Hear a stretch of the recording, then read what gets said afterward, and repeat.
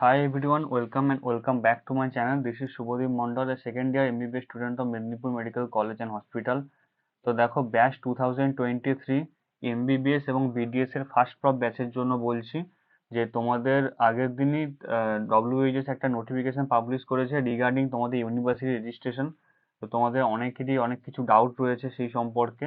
আমি তোমাদেরকে বলবো যে রিকোয়ার্ড ডকুমেন্টস তোমাদের কি কি লাগবে এবং তোমাদের কি কি স্টেপ বাই স্টেপ প্রসিডিউর সেটা আমি এক্সপ্লেন করব। আর যাদের ওল্ড রেজিস্ট্রেশন রয়েছে, যারা হয়তো আগে বিডিএস এ ছিলে, এমবিবিএস এ এসেছো, বা অনেকে বিএসসি নার্সিং থেকে এসেছো, তো তাদের তাদের অলরেডি রেজিস্ট্রেশন সার্টিফিকেট রয়েছে, তো তারা কি করবে সেটা আমি পরে এক্সপ্লেন করবো। ভিডিওটা অবশ্যই লাস্ট পর্যন্ত দেখবে এবং চ্যানেলটাকে সাবস্ক্রাইব করে রাখবে নতুন হয়ে থাকলে। তো দেখো, তোমাদের রেজিস্ট্রেশন হবে কতদিন পর্যন্ত, ডেডলাইন হচ্ছে 16/12/2023 থেকে 15/1/2024 পর্যন্ত তোমাদের ডেডলাইন। এর মধ্যে তোমাদেরকে রেজিস্ট্রেশন করতে হবে, পরেও তোমরা করতে পারো কিন্তু একটা লেট ফি ওদেরকে দিতে হবে, রেজিস্টার্ড যে ইউনিভার্সিটি ডব্লিউএইচএস কে তোমাদেরকে কিন্তু দিতে হবে। তো আমি মনে করি 16/12/2023 থেকে 15/1/2024 মধ্যেই তোমাদেরকে রেজিস্ট্রেশনটা করে নেওয়া সবচেয়ে বেটার। আর আমি তোমাদেরকে এরপর বলবো যে তোমাদের কি কি ডকুমেন্টস লাগবে। এমবিবিএস এবং বিডিএস এর যে রেজিস্ট্রেশন ফার্স্ট ইয়ারে তোমাদের কি কি ডকুমেন্টস লাগবে সেটা আমি বলছি। তো দেখো, তোমাদেরকে এই জিনিসগুলি কিন্তু আপলোড করতে হবে তোমরা যখন রেজিস্ট্রেশন করবে। অনলাইন পোর্টালে গিয়ে কিভাবে করবে সেটা আমি পরে দেখাচ্ছি তোমাদেরকে। তো তোমাদের অবশ্যই একটা ফটোগ্রাফটা তোমরা যেটা ওই কাউন্সিলিং এর সময় দিয়েছিলে না, ওটা দিলেও হবে। অনেকেই জিজ্ঞাসা করছে, ওটা দিলে বেটার হয়। আর সিগনেচার তোমাদের সাইন দেবে অবশ্যই, সাইনটা একটা কাগজে লিখে ওটাকে স্ক্যান করবে, স্ক্যান করে ওখানে আপলোড করবে। আর অবশ্যই সাইনটা যেন বোঝা যায়, একটু বড় করে করবে। আগের বারে signature needs to B bigger বলে একটা অপশন দিয়ে ডব্লিউএস অনেকেরই আটকে রেখে দিয়েছিল রেজিস্ট্রেশন। তো যারা আমার ভিডিওটা দেখছো অবশ্যই এই ভুলটা যেমন না করো, তার জন্যই বললাম যে সিগনেচারটা কিন্তু তোমাদেরকে একটু বড় করে করবে যাতে বোঝা যায় ভালো করে, যে তোমার নামটা বোঝা যায়। তারপরে কাস্ট সার্টিফিকেট তোমাদের যে আহ, মানে জেনারেল ছাড়া যারা যারা আছো, এসসি এসটি ওবিসি ইডব্লিউএস, তোমাদের কাস্ট সার্টিফিকেট আপলোড করতে হবে। আপডেটেড না হলেও চলবে কিন্তু তোমাদের কাস্ট সার্টিফিকেটটা আপলোড করতে হবে। আচ্ছা, তারপরে হচ্ছে এজ প্রুফ ডকুমেন্ট হিসেবে তোমরা ক্লাস 10 অ্যাডমিট কার্ড ইউজ করতে পারো। ক্লাস 10 অ্যাডমিট কার্ড তোমরা ইউজ করতে পারো। বা তোমাদের যদি বার্থ সার্টিফিকেট থেকে থাকে, তো বার্থ সার্টিফিকেট তোমরা ইউজ করতে পারো। WBHS migration certificate, WBHS registration certificate or migration certificate. মানে তোমরা হয়তো অনেকেই আছো যারা অলরেডি ডব্লিউবিএইচএস এর সাথে রেজিস্টার্ড আছো, ইউনিভার্সিটির সাথে রেজিস্টার্ড আছো। তো তাদের জন্যই বলবো যে তোমরা শুধুমাত্র নিজেদের রেজিস্ট্রেশন সার্টিফিকেটটা এখানে আপলোড করবে। যাদের অলরেডি আছে, যারা বিডিএস থেকে এমবিবিএস এসেছো, তাদেরকে এটা শুধু আপলোড করতে হবে। আর এটা অবশ্যই স্টুডেন্ট সেকশনে জমা দিতে হবে তোমাদেরকে, আমি পরে বলছি। যারা ওল্ড রেজিস্ট্রেশন আছে তাদের জন্য আলাদা করে বলবো আমি পরে।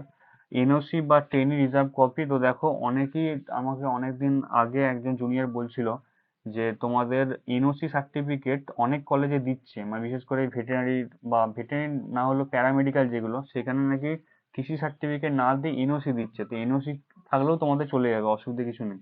মানে টিসির জায়গায় তোমরা যদি এনওসি আপলোড করো তাতেও চলবে তোমাদের। তারপরে যেটা সবচেয়ে বেশি স্টুডেন্টদের প্রবলেম হয় সেটা হলো গ্যাপ সার্টিফিকেট। দেখো, যারা নিউ রেজিস্ট্রেশন করছো তাদের অবশ্যই কিন্তু গ্যাপ সার্টিফিকেট লাগবে, যাদের গ্যাপ রয়েছে। যাদের গ্যাপ 3 বছরের কম আছে, তারা অ্যাসিস্ট্যান্ট রেজিস্ট্রারকে উদ্দেশ্য করে একটা তোমরা লেটার লিখতে পারো, যেটা প্রিন্সিপাল ম্যামকে দিয়ে বা স্যারকে দিয়ে সাইন করাবে, সাইন করিয়ে ওখানে আপলোড করতে হবে যদি ইয়ার গ্যাপটা লেস দ্যান 3 ইয়ার হয়। আর তোমাদের যদি ইয়ার গ্যাপটা গ্রেটার দ্যান 3 ইয়ার হয়, মানে 3 বছরের বেশি হয়ে থাকে কারো গ্যাপ, তাহলে তার একটা নোটারি লাগবে। আর যাদের 3 বছরের কম তারা নোটারি করাতে পারো। আমি পরে একটা নোটারি কপি এখানে দেখাবো তোমাদের স্ক্রিনে। আর ওটা আমি আমার টেলিগ্রাম গ্রুপেতেও আপলোড করে দেবো বা চ্যানেলে আপলোড করে দেবো তোমাদের সুবিধার্থে। তো দেখো, তারপরে মার্কশিট ফর এডুকেশনাল কোয়ালিফিকেশন, তোমাদের ক্লাস 10 আর ক্লাস 12 এর মার্কশিট আপলোড করতে হবে এখানে। পাস সার্টিফিকেট, ওই মার্কশিট আর পাস সার্টিফিকেট একসাথেই তোমাদের দেওয়া হয়, তো ওই ওই দুটো আপলোড করতে হবে।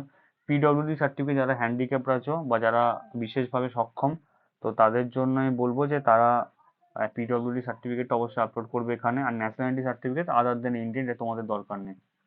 তো এই ছিল তোমাদের এখানে কি কি লাগবে, এই ডকুমেন্টস গুলো অবশ্যই ভালো করে দেখো, কারণ এই জিনিসগুলো তোমাদেরকে অবশ্যই এখানে আপলোড করতে হবে।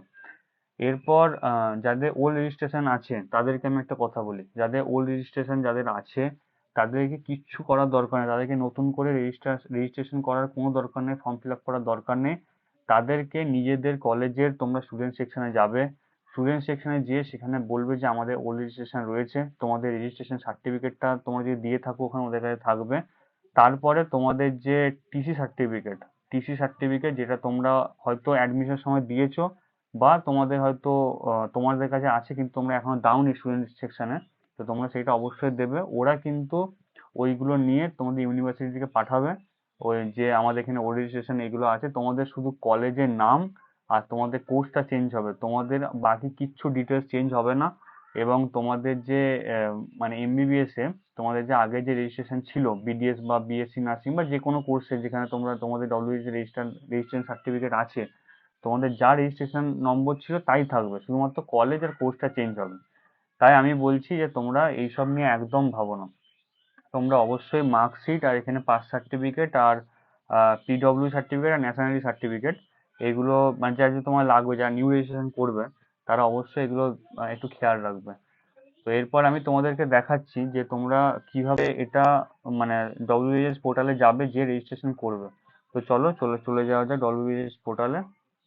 WBUHS, তো এখানে তোমরা যাবে, যাওয়ার পরে এখানে তোমরা আসবে, আসার পরে এখানে এখানে তোমাদের যে রেজিস্ট্রার অ্যান্ড অ্যাডমিশন এখানে ক্লিক করবে, ক্লিক করার পর স্টুডেন্ট রেজিস্ট্রেশন এখানে আসবে। স্টুডেন্ট রেজিস্ট্রেশনের এখানে এলে দেখো এখানে স্টুডেন্ট লগ ইন বলে একটা অপশন আছে, স্টুডেন্ট লগ ইনের ওখানে যাবে। যাওয়ার পর তোমাদেরকে অনলাইন রেজিস্ট্রেশন ক্রাইটেরিয়া আর বা আই নিড হেল্প বা ক্রিয়েট অ্যান অ্যাকাউন্টে যাবে। ক্রিয়েট অ্যান অ্যাকাউন্টে গেলে তোমাদের দেখো এখানে দেখাচ্ছে যে নিউ রেজিস্ট্রেশন তোমরা কবে কবে করতে পারবে, এখানে তোমাদের ওটাও আসবে। তারপরে এখানে দেখো লেখা আছে অলরেডি রেজিস্টার্ড উইথ অনলাইন আর নিউ রেজিস্ট্রেশন উইথ ডব্লিউএইচএস আর already registered with WHS offline. তো already registered with WH online তোমাদের দেখার দরকার নেই, আর এখানে নিউ রেজিস্ট্রেশন উইথ ডব্লিউএইচ এখানে যাবে তোমরা অবশ্যই। গেলে এখানে তোমাদেরকে student name, father's name, date of birth এইগুলো দিয়ে তোমাদেরকে মোবাইল নম্বর, ইমেল এইসব তোমাদেরকে দিয়ে রেজিস্টার করতে হবে। রেজিস্টার করার পরে তোমাদেরকে ফার্দার ওরা যা যা ডিটেলস চাইবে তোমরা অবশ্যই ওটা দেবে, ফার্দার ডিটেলস দিয়ে তারপরে ওখানে যা যা আপলোড করতে হবে, যা যা বললাম আমি একটু আগে, ওগুলো সব আপলোড করবে। আপলোড করার পরে তোমাদের ওখানে তিনটে অপশন থাকবে, একটা হচ্ছে স্টুডেন্ট রেজিস্ট্রেশন, একটা হচ্ছে তোমাদের কলেজ ভেরিফিকেশন, আর একটা হচ্ছে ইউনিভার্সিটি ভেরিফিকেশন, তিনটে স্টেপে ভেরিফিকেশন হবে।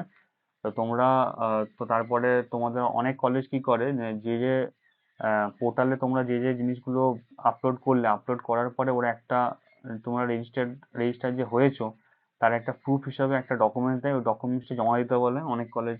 তোমরা হয়তো ওখানে যে জমাও দিতে পারো, ওটা জমা দিলে পরে ওটা কলেজ ভেরিফাই করে দেয়, কলেজ ভেরিফাই করে দেওয়ার পরে তোমাদের ইউনিভার্সিটি ভেরিফিকেশন হবে, ইউনিভার্সিটি ভেরিফিকেশনের পরে তোমাদের কিন্তু রেজিস্টার্ড ইমেল আইডি বা তোমাদের যে ফোন নাম্বার রয়েছে ওই ফোন নম্বরে কিন্তু একটা মেসেজ যাবে যে তোমরা রেজিস্টার সাকসেসফুল হয়ে গেছে এবং তোমাদের রেজিস্ট্রেশন নম্বরটা দেখাবে, যারা ফ্রেশ ক্যান্ডিডেট তাদেরকে জন্য বলছি। তো ঠিক আছে, আর তোমাদেরকে আমি গ্যাপ সার্টিফিকেটটা দেখাই। গ্যাপ নিয়ে অনেকেরই অনেক তোমাদের সমস্যা রয়েছে, গ্যাপ সার্টিফিকেটের জন্য বলি এরকম একটা গ্যাপ সার্টিফিকেট তোমরা করাবে। এটা 10 টাকা স্ট্যাম্প পেপারে করানো আছে, তোমরা অবশ্যই 20 টাকার একটা করলেই যথেষ্ট আমি মনে করি। আর এটা আমার নয়, এটা আমি পেয়েছিলাম একটা জায়গা থেকে, যাই হোক। তো এখানে এফিডেভিট তোমাদেরকে একটা করাতে হবে, তোমার নোটারি করাতে পারো। তো গ্যাপ সার্টিফিকেটে তোমাদের কিছু চেঞ্জ হবে না, তোমাদের শুধু এখানে গ্যাপ পিরিয়ড যেটা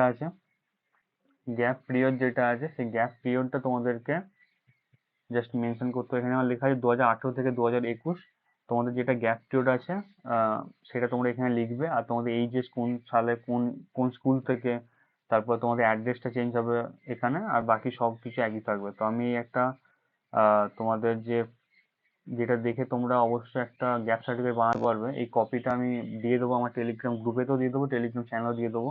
তো অবশ্যই ওখানে জয়েন হয়ে যাও, আমার অ্যাবাউট সেকশনে যাবে ইউটিউব চ্যানেলের, ওখানে তোমরা পেয়ে যাবে লিঙ্ক।